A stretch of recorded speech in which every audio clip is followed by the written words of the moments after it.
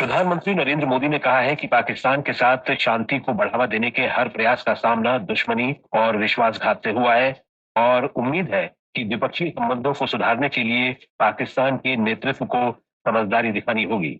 America के लोकप्रिय podcaster और कंप्यूटर वैज्ञानिक लेक्स फ्रिडमैन के साथ बातचीत में श्री मोदी ने कहा कि उन्होंने 2014 में अपने शपथ ग्रहण समारोह में पाकिस्तान के प्रधानमंत्री नवाज शरीफ को विशेष रूप से आमंत्रित किया था ताकि दोनों देशों के बीच एक नया अध्याय खुल सके। प्रधानमंत्री ने कहा कि भारत तटस्थ नहीं है बल्कि शांति के लिए मजबूती से प्रतिबद्ध है। उन्होंने कहा कि भारत शांति के बारे में जो भी बोलता है दुनिया उसे सुनती है, क्योंकि भारत गौतम बुद्ध और महात्मा गांधी की भूमि है।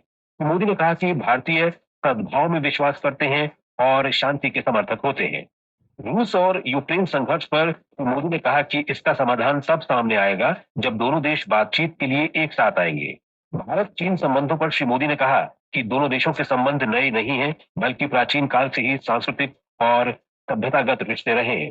प्रधानमंत्री ने कहा कि पड़ोसी देशों के बीच मतभेद होते ही हैं और कभी कभी असहमति होना भी स्वाभाविक है। उन्होंने कहा कि ध्यान इस बात पर केंद्रित किया जाना चाहिए कि मतभेद विवाद में परिवर्तित न हो। अमेरिकी राष्ट्रपति डोनाल्ड ट्रंप द्वारा उन्हें कठिन वार्ताकार कहने पर श्री मोदी ने कहा कि ये राष्ट्रपति ट्रंप की उदारता है। श्री मोदी ने कहा कि ट्रंप के लिए अमेरिका प्रथम है और उनके लिए हमेशा भारत प्रथम है। श्री मोदी ने कहा कि वो राजनीति में लोगों की सेवा के लिए आए हैं और उन्होंने कभी भी सत्ता की परवाह नहीं की।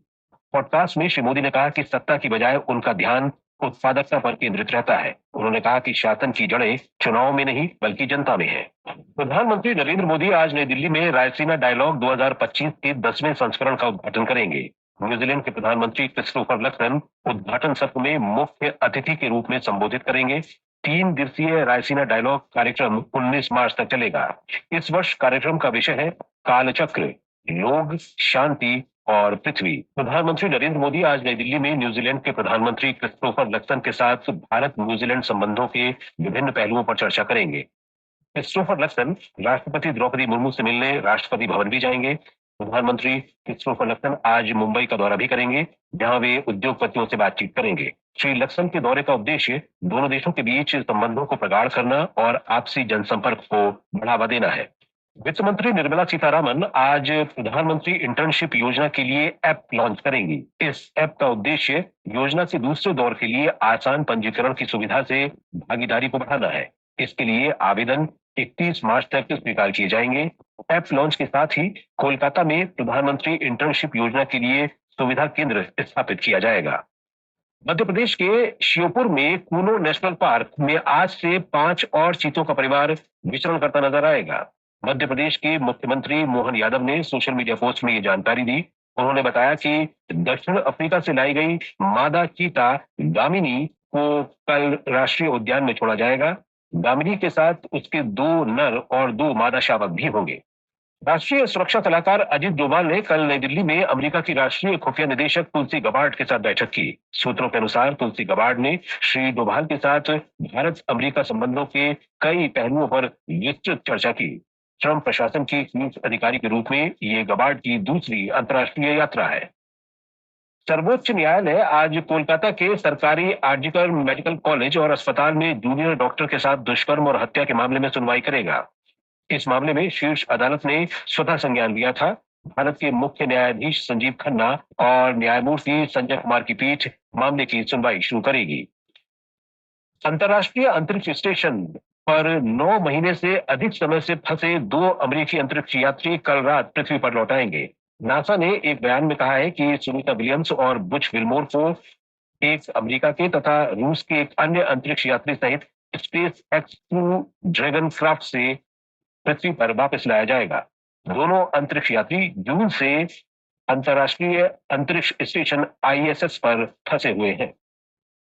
डोनाल्ड ट्रंप प्रशासन एक नया यात्रा प्रतिबंध लगाने पर विचार कर रहा है, जो पाकिस्तान, अफगानिस्तान और रूस सहित 43 देशों के नागरिकों को प्रभावित कर सकता है। कबड्डी विश्व कप 2025 आज शाम इंग्लैंड में शुरू हो रहा है। भारतीय पुरुष टीम अपने अभियान की शुरुआत इटली के खिलाफ वॉल्वरहैम्पटन में करेगी। मैच भारतीय समय अनुसार शाम 5:30 बजे शुरू होगा। 7 दिनों तक चलने वाले टूर्नामेंट में यूनाइटेड किंगडम के वेस्टलैंड क्षेत्र में बर्मिंघम, कॉवेंट्री, वॉल्सॉल और वॉल्वरहैम्पटन में 60 से अधिक मुकाबले खेले जाएंगे। पुरुष वर्ग में 10 टीमें हिस्सा ले रही हैं, जिन्हें 2 ग्रुप में में बांटा गया है। भारत को इटली, स्कॉटलैंड, वेल्स और चीन के साथ ग्रुप बी में रखा गया है। वहीं दूसरी ओर महिला वर्ग में 6 टीमों को डी और ई ग्रुप में बांटा गया है। भारत वेल्स और पोलैंड के साथ ग्रुप बी में प्रतिस्पर्धा करेगा। क्रिकेट में सचिन तेंदुलकर की अगुवाई में इंडिया मास्टर्स ने कल रात रायपुर के शहीद वीर नारायण सिंह इंटरनेशनल स्टेडियम में ब्रायन लारा की वेस्ट इंडीज मास्टर्स को 6 विकेट से हराकर पहला इंटरनेशनल मास्टर्स लीग T20 खिताब जीत लिया। विनय कुमार और शाहबाज नदीम की शानदार गेंदबाजी के कारण पहले बल्लेबाजी करते हुए वेस्ट इंडीज मास्टर्स 7 विकेट पर 148 रन ही बना सकी। लक्ष्य का पीछा करते हुए इंडिया मास्टर्स ने मात्र 17 ओवर 1 गेंद में जीत हासिल कर ली। अंबाती रायडू ने 50 गेंदों पर 74 रनों की शानदार पारी खेली और उन्हें प्लेयर ऑफ द मैच घोषित किया गया। मौसम विभाग ने अरुणाचल प्रदेश में अलग अलग स्थानों पर तेज वर्षा का अनुमान व्यक्त किया है। असम, मेघालय, नागालैंड, मणिपुर और मिजोरम में आज गरज के साथ बारिश और तेज हवाएं चल सकती हैं। अगले 3 से 4 दिनों के दौरान उत्तर पश्चिम भारत में अधिकतम तापमान में 2 से 4 डिग्री सेल्सियस की वृद्धि होने की संभावना है। ओडिशा में कई दिनों में पारा काफी तेजी से बढ़ने की संभावना है। मौसम विभाग ने आज ओडिशा में लू चलने की चेतावनी जारी की है। झारसुगुडा, संबलपुर और कालाहांडी जिलों में कुछ स्थानों पर लू चलने का रेड अलर्ट जारी किया है।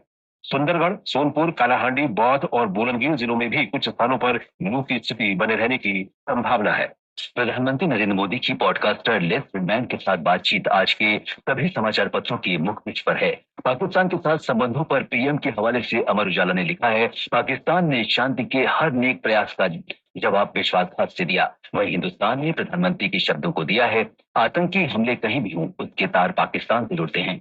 बलूचिस्तान में पाकिस्तानी सेना के काफिले पर आत्मघाती हमला देशबंधु सहित कई अखबारों में है। बलूचिस्तान लिबरेशन आर्मी का 90 सैनिकों को मारने का दावा। दैनिक भास्कर ने बदलाव शीर्षक से लिखा है, आंध्र प्रदेश और तेलंगाना के 73 गांव बनी मिसाल, किसानों के नवाचार से क्षेत्र का भूजल स्तर हुआ बेहतर, नए बोरवेल पर लगाई रोक, अपनाया वाटर शेयरिंग फार्मूला।